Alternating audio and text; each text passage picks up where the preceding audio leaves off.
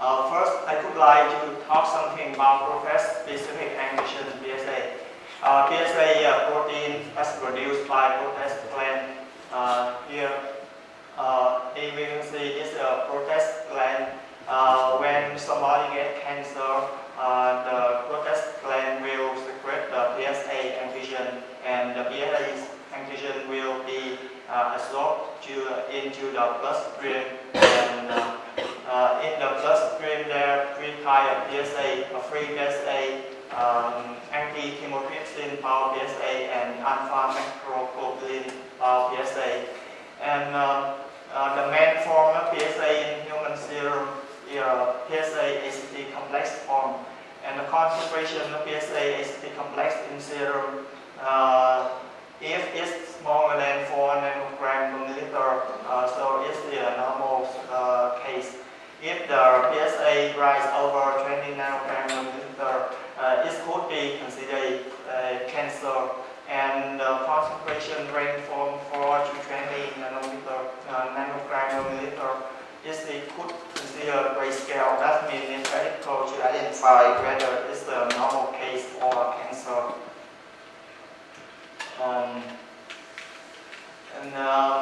In my study, I try to detect PSA using the SPR system. Not least, PSA is used to detect and analyze when the binding event occurs to the surface.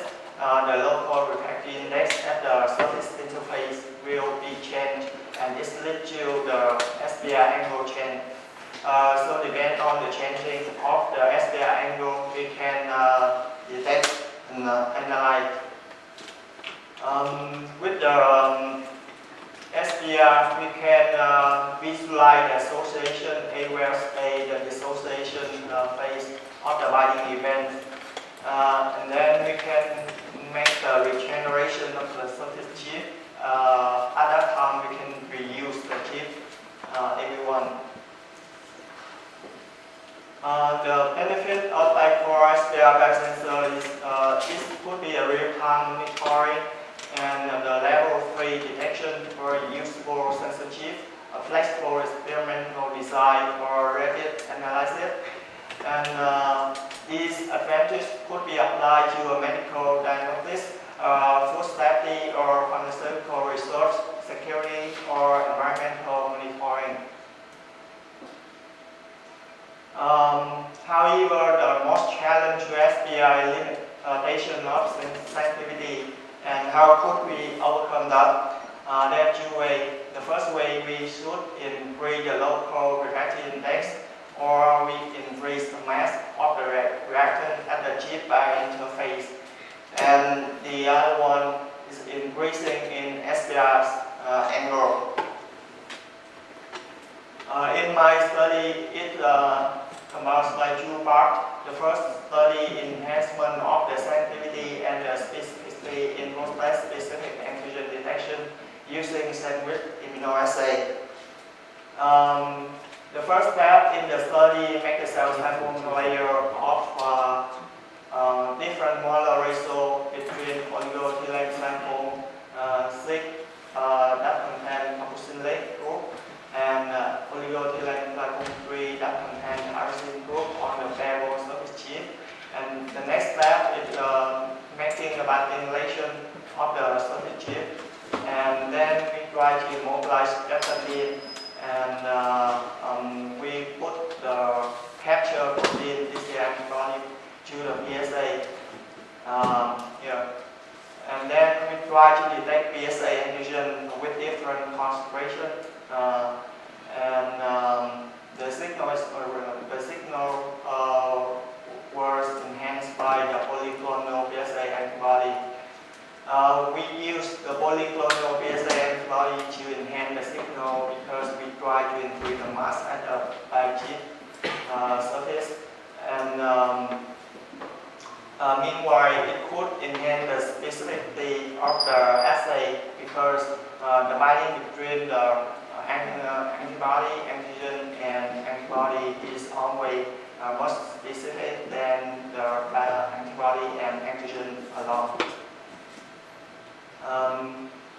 here are some results and discussion. The first is primary glycogen mobilized tryptophan and glycogen-related PSA antibody onto the oligoethylene glycol functionalized cell surface. And here we can see we vary the molar ratio between the toxin group and hydroxin group, and we found that the streptavidin layer were immobilized on the 1-2 surface is the highest, and the our streptavidin is the smallest in the 1-18 surface. However, the biosensors PSA antibody were immobilized on the 1-9 surface is the highest. We can say that with the 1-9 surface is the best surface in aspect of reducing steric neuron and maximization of the capture protein mobilization. Then we investigate the non-specific binding on the 1-9 surface.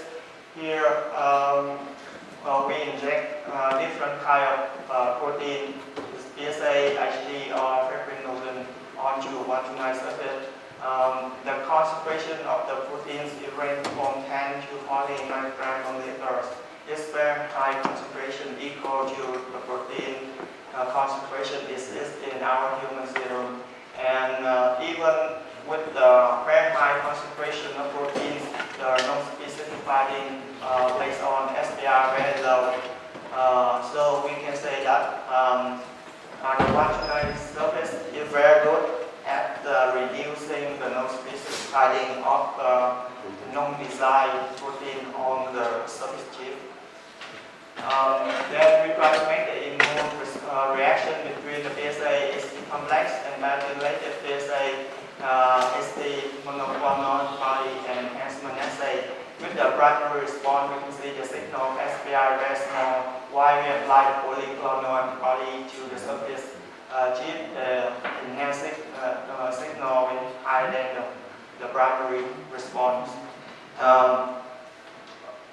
This is the calibration curves of PSA-ST detection with the here this is a primary response and this is a enhanced response. The concentration of PSA-ST complex range from 1 to 5,000 nanograms per liter. However, it just makes a line duration between 1 to 1,000 nanograms per liter. And we made some calculation for the primary response. We can identify the limit of detection, let's say about 20 nanograms per liter. And for the enhancement response, the LD was about 10 nanograms per liter. The most important thing we have to detect the PSA in a real sample. I mean, it's in a human serum sample. With the human serum for the primary response, we also can detect the PSA ranging from 1 to 1,000 nanograms per liter, and the LD for the primary response was about 47 nanograms per liter, and the LD for the enhanced response was about 18 nanograms per liter. A conclusion, this is the first time that PSA-ST complex was detected by SPR biosensor, and the best result in reducing steric neuron was observed for 1-9 molar ratio of EC6 carboxylate and EC3 hydrogen. And the results show that the sandwich strategy significantly improved the sensitivity and specificity of the amino acid. The sensitive fabrication enhancement strategy would provide fast and useful tool for detection of the PSA-ST complex, and it would meet the requirement for clinical application. And the second study of my research is signal enhancement of the SPR immunoassay using the enzyme precipitation functionalized low nanoparticle for PSA-ST complex.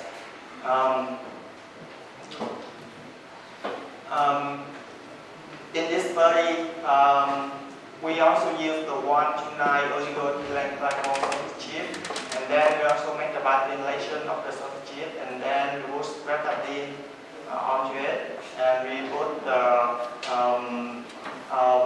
antibody to the PSA complex.